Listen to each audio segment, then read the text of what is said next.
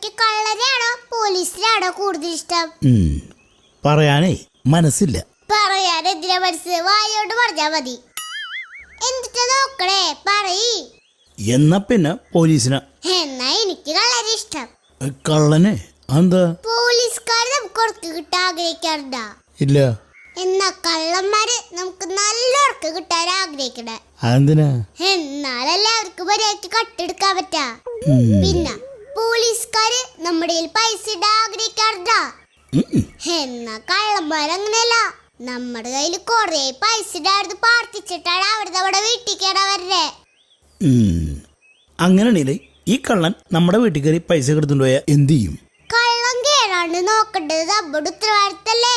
അതിലല്ലേ CCTV. കള്ളം വരും നമ്മൾ അപ്പൊ തന്നെ പോലീസ് പിടിച്ചേൽപ്പിക്കണം. അപ്പൊ നീയല്ലേ പറഞ്ഞപ്പോ തന്നെ കള്ളം നല്ലതാണെന്ന്.